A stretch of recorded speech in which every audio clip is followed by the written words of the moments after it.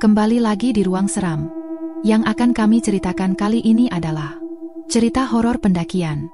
Tapi sebelum kita masuk ke ceritanya, bagi yang belum subscribe silahkan klik dulu tombol subscribe-nya dan nyalakan lonceng notifikasinya agar kalian tidak ketinggalan cerita horor lainnya dari Ruang Seram.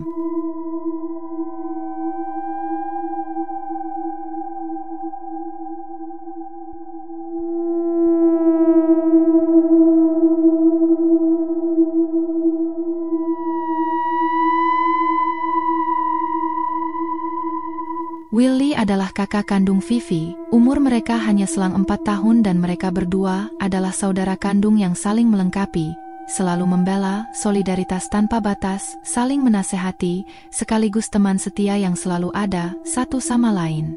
Ya, meskipun sesekali Willy suka berbuat jahil kepada Vivi. Orang tua mereka sangatlah sibuk dengan pekerjaannya sehingga jarang ada waktu untuk berkumpul, tapi mereka sudah berkomitmen untuk saling menjaga sampai akhirnya mereka bisa menemukan pasangan dan jalan hidupnya masing-masing. Mereka mempunyai hobi yang sama yaitu traveling, dan setelah melihat kegiatan mendaki gunung saat ini sedang ngetren, mereka pun mencoba untuk menemukan hobi baru, yaitu di dunia hiking, hingga akhirnya hobi barunya ini membawa mereka ke Gunung Lawu, setelah sebelumnya mereka telah mendaki ke beberapa gunung di Jawa Tengah, seperti Gunung Prau, Gunung Andong, Gunung Merbabu, dan gunung lainnya.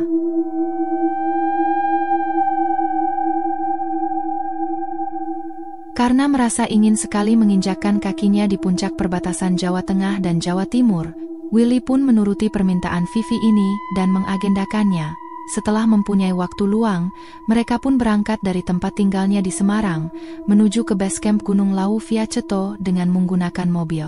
Kenapa memilih via Ceto? Karena menurut beberapa artikel yang sudah dibaca Willy, jalur Ceto memiliki view yang bagus, meskipun jalurnya dominan lebih panjang daripada jalur Cemoro Sewu dan Cemoro Kandang. Malam itu sekitar pukul 8 malam, mereka sampai di base camp Ceto. Sampai di sana, mereka memutuskan istirahat dan mendirikan tenda di dekat mobilnya untuk menunggu pagi.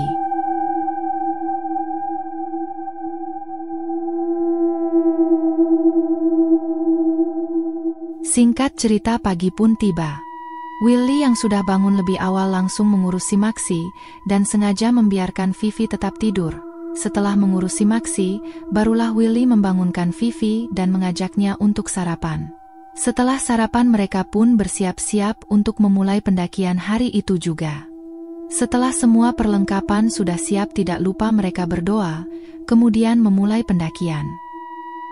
Di dalam pendakian itu, Vivi sengaja membawa boneka teddy bear dan lonceng yang digantungkan di belakang ranselnya. Boneka itu adalah pemberian dari Willy sebagai hadiah ulang tahunnya Vivi yang ke-18 lalu. Boneka itu selalu ikut kemanapun dia mendaki, bisa dibilang itu adalah benda yang paling disukai Vivi. Terus berjalan melewati beberapa candi yang konon peninggalan Majapahit. Sambil berjalan sesekali Willy berbuat usil kepada Vivi dengan membunyikan lonceng yang berada di belakang ranselnya Vivi, sambil bilang, "Awas, ada sapi mau lewat." Sampai di sini masih belum ada yang aneh. Mereka berjalan sambil sesekali bercanda agar tidak capek. Hingga akhirnya sampai di pos 1 sekitar 11 siang. Sesampai di pos 1, mereka pun berhenti sebentar untuk melepas penat.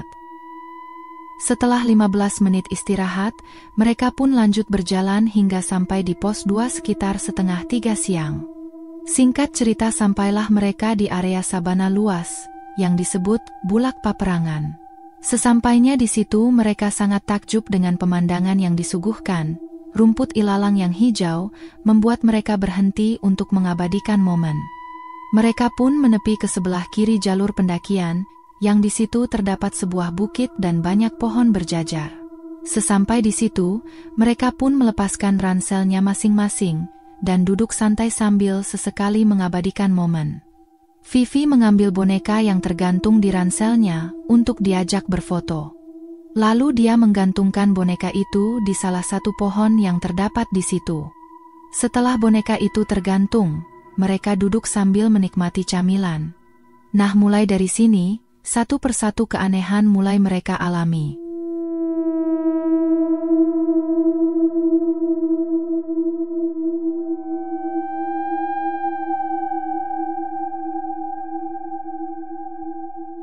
15 menit kemudian ketika mereka sedang asik duduk sambil memakan cemilan, tiba-tiba Willy mendengar ada suara anak kecil tertawa lirih, tepat di belakangnya. Sontak Willy pun terdiam, dan suara tertawa itu masih saja terdengar. Di sisi lain Vivi juga terdiam, dan mendengarkan hal yang sama. Seketika itu bulu kuduk langsung berdiri. Karena merasa ada yang aneh, Willy cepat-cepat mengajak Vivi untuk segera meninggalkan tempat itu. Mereka kembali menggendong ranselnya masing-masing, dan tidak lupa Vivi mengambil boneka yang tadi masih tergantung di pohon untuk digantungkan kembali di ranselnya, kemudian lanjut berjalan. Sambil berjalan Willy merasa deg-degan. Dia merasa bahwa di tempat tadi ada makhluk halus yang sedang menggodanya. Willy meminta kepada Vivi agar sedikit mempercepat jalannya. Tapi jalannya Vivi malah semakin lambat. "Vivi, ayo cepat dikit jalannya. Tasku kok tiba-tiba berat banget ya, Mas?" ucap Vivi. Vivi merasakan berat di bagian ranselnya. Rasanya ransel itu lebih berat 2 kali lipat dari sebelumnya. Jadi sambil berjalan, Willy berusaha membopong ransel yang digendong Vivi, hingga sampailah mereka di area Gupakan Menjangan ketika hari sudah sore. Sesampainya di Gupakan Menjangan, Willy merasa lega, karena bisa bertemu dengan beberapa pendaki lain yang sedang ngekamp, dan anehnya, ransel yang tadi terasa berat itu sudah tidak terasa berat lagi, dan terasa seperti biasa. "Mas, udah lepasin. Tasnya udah gak berat kok," ucap Vivi kepada Willy setelah sampai di Gupakan Menjangan. Willy merasa ini benar-benar aneh, lalu mereka bergegas membongkar ranselnya masing-masing dan mendirikan tendanya untuk ngekamp. Setelah tenda sudah berdiri, Willy meminta kepada Vivi untuk memasukkan semua barang-barangnya ke dalam tenda, sementara dia sedang sibuk mempersiapkan alat masak untuk masak. Setelah semua barang dimasukkan, Vivi pun ikut membantu Willy memasak di depan tenda, dan tidak lupa menggantungkan boneka beruang kesayangannya di tengah-tengah pintu tenda. Malam itu mereka memasak sambil bercanda. Setelah masakan sudah matang, mereka pun makan dan dilanjut dengan menikmati minuman hangat di depan tenda. Nah, ketika sedang asyik bercanda di depan tenda itu, tiba-tiba, samar-samar Willy mendengar suara tangisan anak kecil dari belakang tendanya.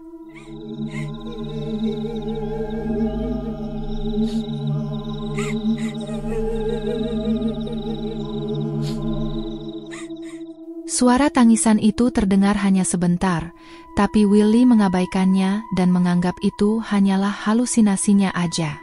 Malam semakin larut. Terlihat jam sudah menunjukkan pukul 9 malam, terlihat beberapa penghuni tenda lain sudah istirahat di dalam tendanya masing-masing. Willy pun mengajak Vivi untuk masuk tenda, dan beristirahat karena besok mereka masih ada perjalanan ke puncak Hargo Dumila.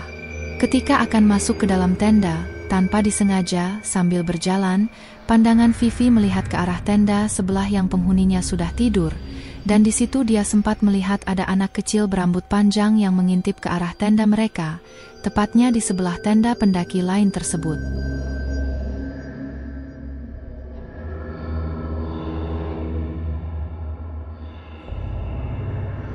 Melihat itu Vivi sedikit tersentak.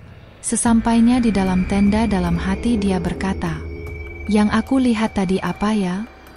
Karena merasa itu hanyalah perasaannya saja, Vivi pun mengabaikannya, lalu bergegas ke posisi tidurnya, sementara Willy dia masih sibuk membereskan alat masak di sebelah pintu tenda. Setelah selesai membereskan peralatannya, Willy pun masuk dan tidur di sebelah Vivi. Malam semakin larut, sekitar jam 12 malam, Vivi terbangun dan mencari boneka beruangnya, tapi tidak ada. Setelah dicari-cari, barulah dia ingat kalau bonekanya itu masih tergantung di depan pintu tenda. Mengingat itu Vivi pun lekas mengambilnya, dan membawa boneka itu tidur bersamanya.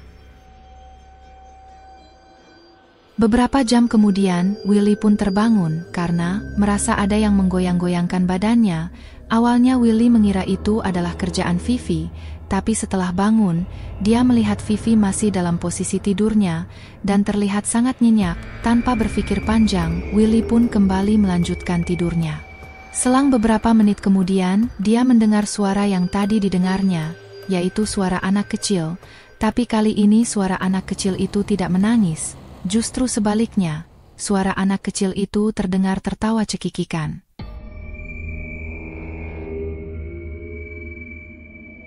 Willy mencoba mengabaikan suara itu, tapi suara itu terus terdengar di telinga Willy.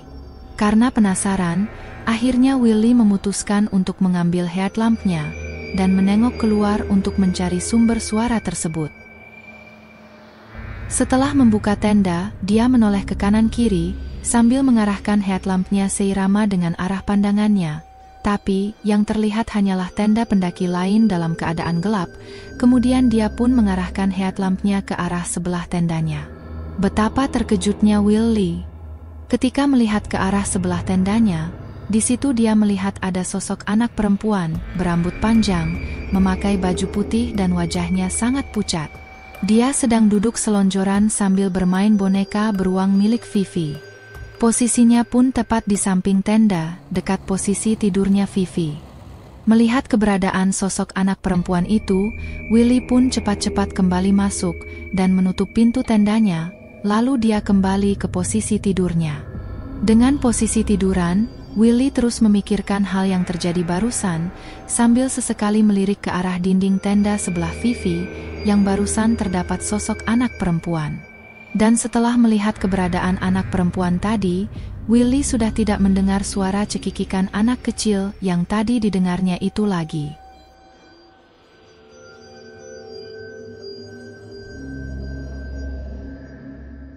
Tiga 30 menit kemudian, Willy mendengar ada suara langkah kaki pendaki lain, yang baru saja sampai di tempat ngecampnya.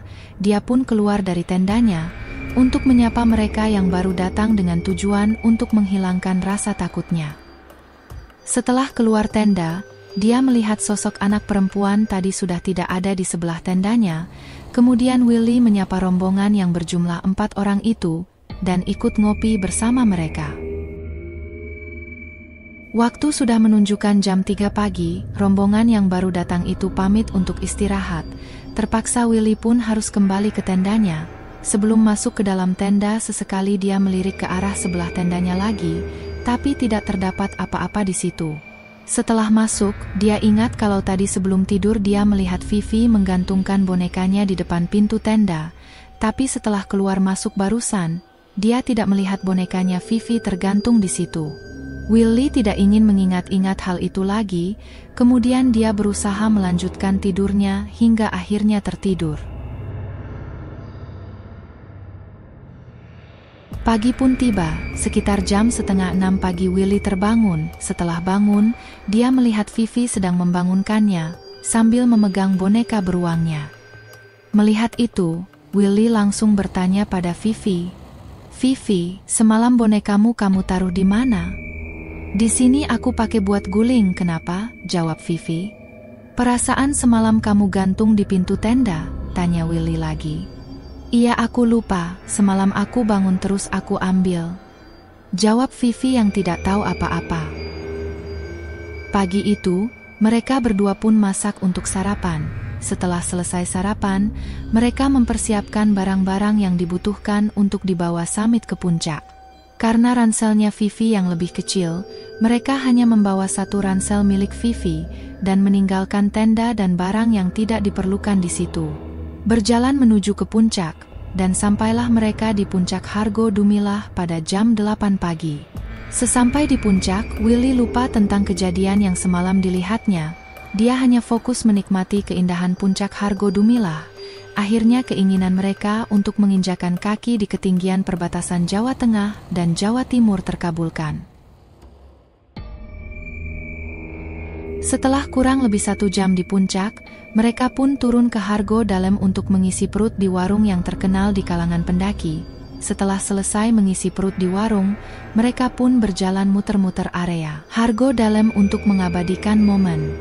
Karena terlalu asyik di Hargo Dalem, tidak terasa waktu sudah menunjukkan jam 2 siang.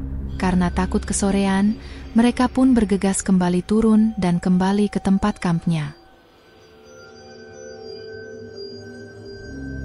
Sesampai di camp, Willy sangat terkejut. Karena tiba-tiba saja boneka milik Vivi itu tergeletak di luar, tepat di sebelah tendanya. Melihat itu, seketika Willy teringat tentang anak perempuan yang semalam dilihatnya, karena posisi tergeletaknya boneka itu, tepat di posisi anak perempuan yang semalam dilihat Willy. Lalu Willy bertanya pada Vivi, "Vivi, boneka kamu kok ada di luar? Apa sengaja kamu jemur?" "Enggak mas, tadi sebelum berangkat ke puncak bonekanya ada di dalam tenda kok," jawab Vivi juga heran. "Lah itu kok ada di luar?" tanya Willy lagi. "Apa jangan-jangan ada yang masuk tenda kita?" jawab Vivi. Mendengar jawaban Vivi, Willy langsung masuk ke dalam tendanya untuk memastikan. Mungkin yang dikatakan Vivi barusan benar, tapi setelah mereka berdua masuk, ternyata tidak ada tanda-tanda bekas orang masuk. Seketika itu suasana jadi mencekam. Dan di sisi lain kondisi tempat mereka camp itu tidak ada orang sama sekali, hanya ada beberapa tenda saja yang tak berpenghuni. Willy, dia sudah merasakan bahwa ada sesuatu yang tidak beres di tempat itu, lalu Willy cepat-cepat mengemasi barangnya, dan mengajak Vivi untuk turun sore itu juga. Setelah selesai berkemas, mereka pun akan berjalan turun. Sebelum berjalan turun, Willy mengajak Vivi untuk berdoa, berharap agar tidak terjadi apa-apa selama perjalanan turun nanti. Setelah selesai berdoa, Willy berpesan pada Vivi, "Nanti selama perjalanan turun kalau melihat atau mendengar sesuatu yang sekiranya tidak logis abaikannya." Dengan perasaan takut Vivi bilang, "Iya, memangnya ada apa sih mas?" "Udah nanti aja Mas Willy ceritain," jawab Willy. Berjalan turun, ketika mereka sampai di area bulak peperangan, lagi-lagi Willy melihat sosok anak perempuan yang semalam dilihatnya itu, tepat berada di sela-sela pohon sebelah kanannya. Melihat itu, Willy langsung menggandeng tangannya Vivi, dan mengajaknya untuk mempercepat langkah kakinya. Vivi yang tidak melihat keberadaan anak itu pun hanya menurut. Kemudian mereka berjalan dengan sedikit cepat. Hari terlihat semakin sore. Setelah mereka sampai di pos 3, sampai di situ mereka memutuskan istirahat untuk mengisi tenaga yang tadi terkuras.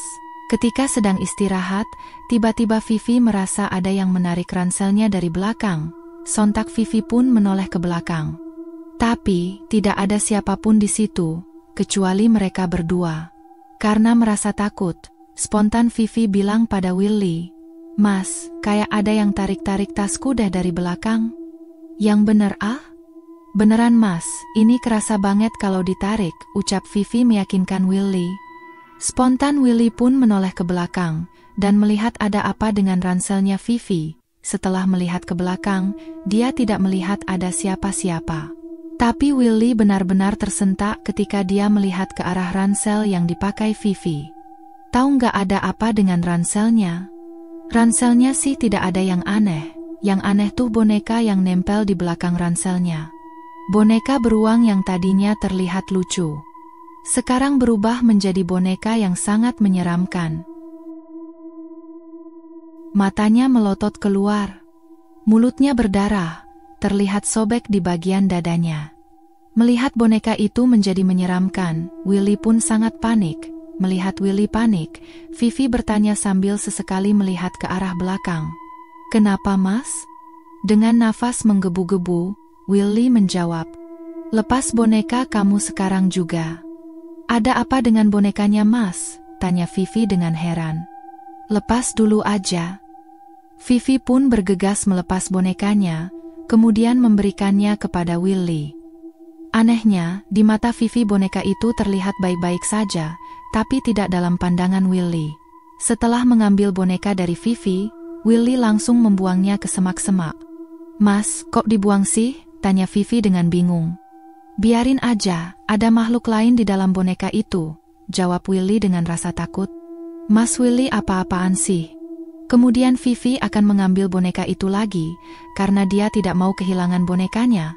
Saat akan mengambil, Willy mencegahnya sambil bilang, "Jangan diambil." "Kenapa sih mas?" "Bonekanya lo gak kenapa-napa," jawab Vivi meyakinkan. "Willy, pokoknya jangan, nanti mas Willy beliin lagi boneka yang kayak gitu." Vivi tetap saja ingin mengambilnya, dan berusaha meyakinkan Willy kalau boneka itu tidak kenapa-napa.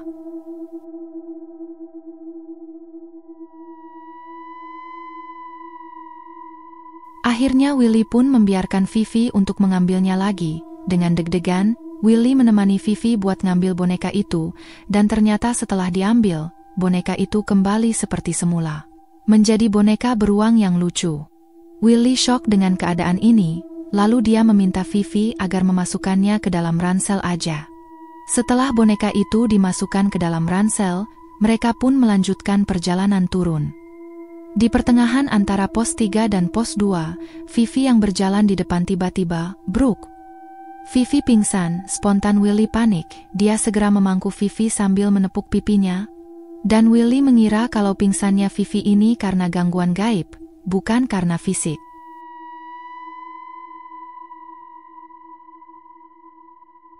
Willy tidak tahu harus berbuat apa, dia hanya berharap ada pendaki lain yang lewat agar dia bisa meminta pertolongan, tapi nyatanya tidak ada satu pendaki pun yang lewat waktu itu. Sambil menidurkan Vivi di pangkuannya, Willy menangis meratapi kejadian ini, dalam hati dia berucap, "Siapapun itu tolong jangan ganggu perjalanan kami, kalau kalian menginginkan nyawa, ambillah nyawaku saja, jangan adikku." Beberapa menit kemudian, tiba-tiba Vivi batuk dan kemudian tersadar. Perasaan Willy sedikit tenang, karena Vivi sudah sadar, lalu Willy bilang, "Kamu gak apa-apa kan?" Setelah sadar, Vivi langsung memeluk erat Willy sambil nangis, lalu dia bilang, "Mas, aku takut." "Takut kenapa?" tanya Willy. "Tadi ada anak kecil di situ," jawab Vivi sambil menangis ketakutan. Seketika itu, jantung Willy berdetak hebat. Willy berpikir, berarti selama perjalanan ini, kami diikuti oleh sosok anak perempuan yang aku temui di atas tadi. Willy pun membuang rasa takutnya itu demi Vivi. Dia bergegas mengambil boneka di dalam ranselnya Vivi, kemudian membuangnya jauh ke dalam hutan sambil bilang, "Kalau memang benda ini yang kamu inginkan, nih ambil. Awas kalau sampai mengganggu adikku lagi." Setelah boneka itu dibuang, Willy mencoba menenangkan Vivi. Beberapa menit kemudian, Vivi pun sudah sedikit tenang. Lalu Willy mengajak Vivi untuk lanjut berjalan lagi, agar segera sampai di bawah. Sambil berjalan, Willy terus menggandeng pundaknya Vivi, karena takut terjadi apa-apa lagi kepada Vivi, tapi syukurlah mereka tidak mendapat gangguan lagi, hingga sampai di area candi. Ketika hari sudah gelap, sesampai di situ, mereka dihampiri oleh satu orang bapak-bapak, dengan membawa tongkat. Bapak itu terlihat seperti orang daerah sini, lalu bapak itu bertanya pada mereka, "Baru turun ya mas?" "Iya pak," jawab Willy pada bapak itu. "Oh iya, ini milik kalian kan?" ucap bapak itu sambil memberi mereka sesuatu. Tahu nggak apa yang diberikan bapak-bapak itu? Ternyata yang diberikan bapak itu adalah boneka beruang milik Vivi. Melihat itu mereka pun heran, lalu Willy bertanya pada bapak itu, "Loh pak, boneka ini kan tadi aku buang di atas?" "Iya, bapak tahu, ini punya kamu jadi bapak berniat mengambilnya lagi," jawab bapak itu. "Tapi pak, boneka ini?" "Jangan khawatir, anak perempuan itu sudah kembali ke tempatnya. Dia hanya suka dengan boneka ini, dan sekarang boneka ini sudah kembali seperti boneka biasa, kalian bisa membawanya lagi," kata bapak itu kepada Willy dan Vivi. Mereka pun menerima boneka itu, kemudian bapak itu lanjut berucap sambil memegang pundaknya Willy, "Jaga adikmu baik-baik ya, selamat jalan." "Iya pak, terima kasih banyak," jawab Willy. Dan mereka pun lanjut berjalan lagi. Setelah beberapa langkah berjalan meninggalkan bapak-bapak tadi, Willy sempat menoleh ke belakang, tapi bapak-bapak yang ditemuinya tadi tiba-tiba tidak ada.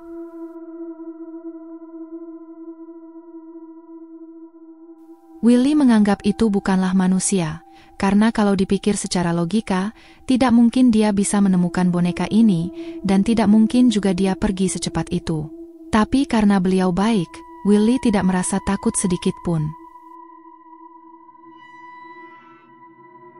Singkat cerita, sesampai mereka di mobil, malam itu mereka langsung bergegas meninggalkan base camp, dan kembali ke rumah dengan selamat. Dan boneka beruang itu, sekarang mereka segel di sebuah lemari kaca, untuk pajangan kamar dan kenang-kenangan, dan Willy menggantinya dengan boneka beruang yang lebih besar, dengan tujuan agar tidak bisa dibawa lagi kalau pendakian.